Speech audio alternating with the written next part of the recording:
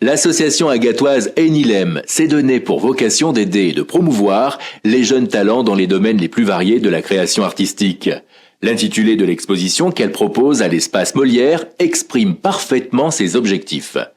Alors le thème est l'art pluriel, puisqu'évidemment nous avons des jeunes qui font toute création, à commencer par la broderie par exemple, et en finissant par de la sculpture, terre cuite, bronze, tout métaux, ce qui nous donne justement un panel assez important de ce qu'on peut créer manuellement.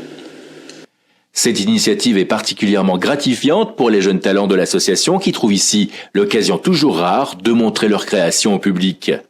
Outre la satisfaction d'exposer dans le cadre exceptionnel de l'espace Molière, il y a aussi celle de côtoyer les œuvres du maître Erdine, artiste de renommée internationale et l'invité d'honneur de cette manifestation culturelle. Pendant plus de 20 ans, Erdine a étudié les maîtres hollandais et flamands du XVIIe siècle, puis s'est imprégné de la technique de William Turner, le peintre de la lumière. Il rencontrera plus tard Salvatore Dali, dont il restaurera ses tableaux durant plus de 3 ans. Erdine est reconnu pour sa virtuosité à peindre la lumière, les natures mortes et les fleurs et revendique lui-même de pratiquer la peinture classique. Loin de garder secrète sa technique, le maître tient aujourd'hui à la partager avec le plus grand nombre, d'où sa présence ici.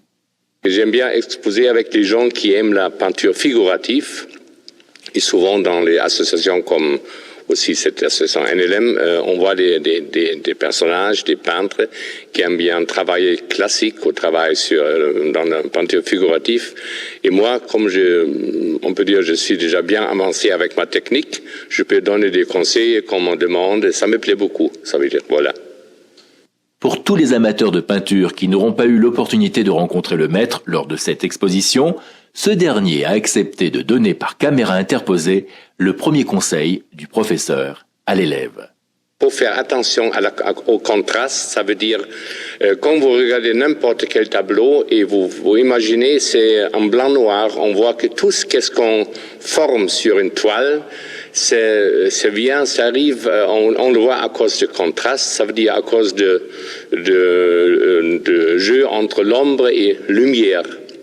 Et ça, on voit peut-être bien avec cette rose-là, comme vous voyez là.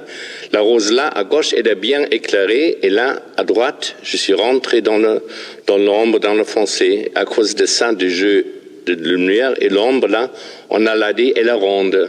Ça veut dire ça, c'est le plus important, le contraste. Moi, je dis toujours, mais on s'en fout des couleurs.